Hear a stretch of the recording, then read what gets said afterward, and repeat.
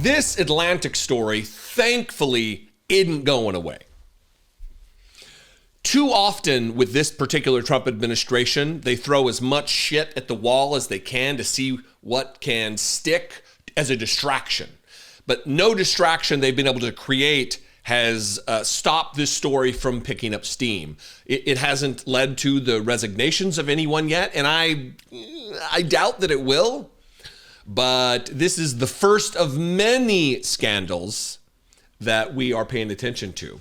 And it really is laying bare for the people who are still among a group of Trump supporters who might peel off, who might evaporate from the ranks of MAGA, because these people really believed Donald Trump cared about national security. They really believed that Pete Hegseth and J.D. Vance and Tulsi Gabbard and Marco Rubio and John Ratcliffe and Mike Waltz, all these people, they believed they were true American patriots who cared about the security posture of the United States and our national security interest.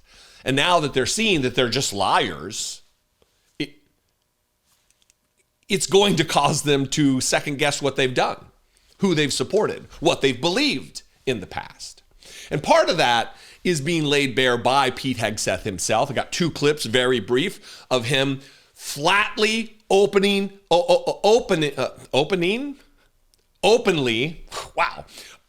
denying that there were war plans texted in Signal. No war plans were talked about. But now, I guess I'll just read the headline from The Atlantic today. Here are the attack plans that Trump advisors shared on Signal. The administration has downplayed the importance of the text messages inadvertently sent to The Atlantic's editor-in-chief. This was written by Jeffrey Goldberg and Shane Harris, published this morning. And but first, before I get to these text messages that include the war plans, the implements of war, the weapons that will be used, the time frame of the attack, it's war plans. Here is Pete Hegseth in no uncertain terms, openingly, joke on my earlier idiotic not knowing the word, here he is openly denying, just flatly, nope, no war plans were discussed. Can you share how your information about war plans against the Houthis in Yemen was shared with a journalist in The Atlantic? And were those details classified? You're talking about a deceitful and highly discredited so-called journalist who's made a profession of peddling hoaxes time and time again, to include the hoaxes of Russia, or the fine people on both sides hoax, or suckers and losers hoax. So this is the guy that peddles in garbage. This is what he does. I would love to comment on the Houthi campaign because of the skill and courage of our troops. I've monitored it very closely from the beginning. And you see, we've been managing 4 years of deferred maintenance under the Trump administration. Our troops, our sailors were getting shot at as targets. Our ships couldn't sail through. And when they did shoot back, it was purely defensively or at shacks in Yemen. President Trump said, no more. We will reestablish deterrence. We will open freedom of navigation, and we will ultimately decimate the Houthis, which is exactly what we're doing as we speak from the beginning, overwhelmingly. Why were those details shared on Signal, and how did you learn that a journalist was privy to the targets, the types of weapons used, and I've heard I was characterized. Nobody was texting war plans, and that's all I have to say about that. Right, Thank you. Appreciate it. That's it. The NSC said it was authentic. That was 2 days ago. This was yesterday. He had a chance again to tell the truth, and he chose not to while standing on the tarmac in Hawaii. Mr. Secretary, the messages the White House called authentic did at the very least include sensitive details about targets and timing. Did you declassify that information before you put it in the chat?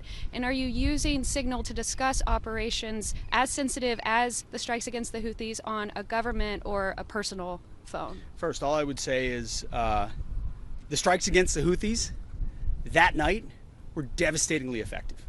And I'm incredibly proud of the courage and skill of the troops. And they are ongoing and continue to be devastatingly effective. The last place I would want to be right now is a Houthi in Yemen who wants to disrupt freedom of navigation. So the skill and courage of our troops is on full display. It's a complete opposite approach from the fecklessness of the Biden administration. President Trump said peace through strength will be brought back. Freedom of navigation will return. And that's exactly what we're doing. As I also stated yesterday, nobody's texting war plans. And that's all I have to say about that. So those same troops that you are proud of, do you regret putting information like the ones you did in the Signal chat that could endanger those same American service members? Nobody's texting war plans. I know exactly what I'm doing, exactly what we're directing, and I'm really proud of what we accomplished. The successful missions that night and going forward. And if that's not enough, you might say, well, that's just one liar. That's just one guy. Well, what about others? You haven't provided any evidence that this is a more malicious, coordinated attempt to hide from the truth and lie about what took place. Yesterday in the Senate, there was a hearing, and John Ratcliffe, the director of the CIA, the Central Intelligence Agency, and the director of National Intelligence, Tulsi Gabbard, were directly asked about, was there classified information discussed on this text thread on Signal that you're not supposed to be using anyway? And they both said no. Did this conversation at some point include information on weapons packages, targets, or timing? Not that I'm aware of. Director Gabbard, same question. Same answer, and defer to the Department of Defense on that question. Well, those are two different answers, but you're saying that was not part of the conversation. That's my knowledge. The precise operational issues were not part of this conversation. Correct. Okay. I want to ask you, Director Gabbard, something on a very different track. I should have told you before the clip started. We can play the clip over while I'm explaining it. That lady in the background, she made my day. She is really just going to town. She's all of us right now, absolutely shocked, wow, perplexed at the gravity of their lies and the ease with which they tell them. So here, from the Atlantic article that I've already read you the headline from, here are those messages, screenshots of those messages, screenshots of the messages that did not contain classified information, and according to Pete Hegseth, did not, as he looked down the barrel of the camera, contain war plans. This is from Pete Hegseth, the Secretary of Defense of these United States military. Team update, time now, 11:44 Eastern Time. Weather is favorable, just confirmed with CENTCOM. We are a go for mission launch. 12:15 Eastern, F-18s launch, first strike package.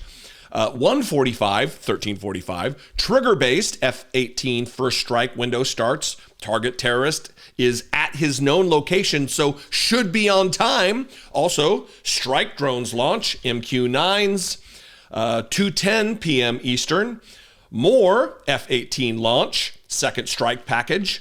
2:15 Eastern, strike drones on target. This is when the first bombs will definitely drop. This is when they will. So this is in advance of the attack. So if this is unclassified, they could have just published this, right? And they wouldn't have cared that they were hours in advance of the attack, letting everyone know. It wasn't sensitive information, not top secret, not war plans as you're talking about F-18s and drone strikes and where the targets are, who the target is, when it'll happen. Not war plans, Pete Hegseth? Liar, deeply held religious convictions taught by Jesus Christ, your God. You talked all about Jesus and your deeply held religion, but you're a liar.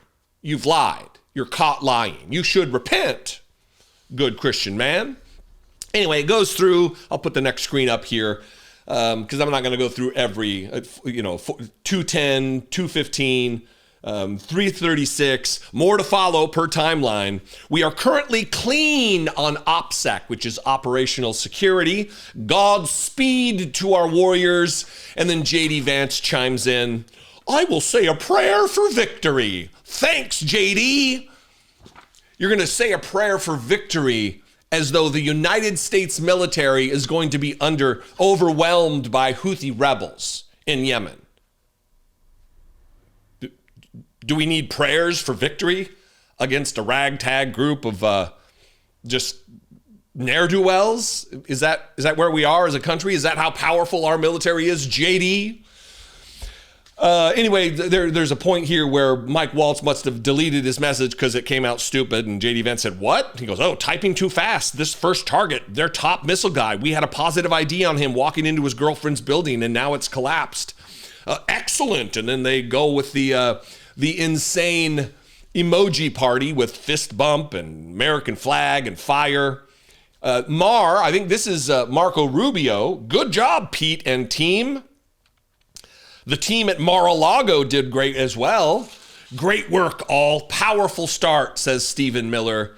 And then again, Pete Hegseth and the White House Chief of Staff, Susie Wiles, Steve Witkoff, this TG down here, Tulsi Gabbard. Great work and effects. Tulsi Gabbard, who you just heard in a clip, deny that anything classified was revealed on this signal thread. Liars. Hopefully, maybe I'll say a prayer like JD Vance did for our great warriors. I'll say a prayer that there actually will be consequence, whether it be political, whether it be the support of the public, or whether it be resignations and or firings, because this is illegal behavior. This rises to the level of impeachment. The problem lies in the fact that we do not have a majority in the House. Hopefully, there's an outside chance that could change in the beginning of April here with these special elections, but I wouldn't hold my breath. But the midterms, I hate to sound like Chuck Schumer, but with no power, being a citizen, we're going to have to rally. We're going to have to mobilize. We're going to have to organize, and we're going to have to get our neighbors and our friends to give us an unwaverable majority in the House of Representatives. In the Senate, unlikely that's going to happen. I think there's only one Democrat up for re-election right now, and that's John Ossoff. But there might be some other races. It's going to be tough. It's going to be tough, but it's just that important. It's just that critical that we get these people out. One, because they're liars, but also two, more importantly, maybe more importantly, they are absolutely diminishing our posture on a global stage. They are hurting our national security prospects. They are acting as though they're in a group with just like their grandma talking about war under the gaze of the Russians and the Chinese, who absolutely are penetrating their compromised personal phones because you can't download Signal on a government device. So these people are just like you texting your pals, except they're doing it and talking about the most sensitive information that can be discussed. War. Anyway, what do you think? I invite you to this conversation. You can click below in the comment section and write something spectacular. I would love to see it. You can also call the voicemail line 714-576-4054. And of course, as always, you can email me daily@dollemore.com. Follow me on social media if that's your thing. If you like a miserable time, social media is where it's at. I'm there at Dollemore. I would love to see you. And I will see you next time. Be genuine. Take care of one another.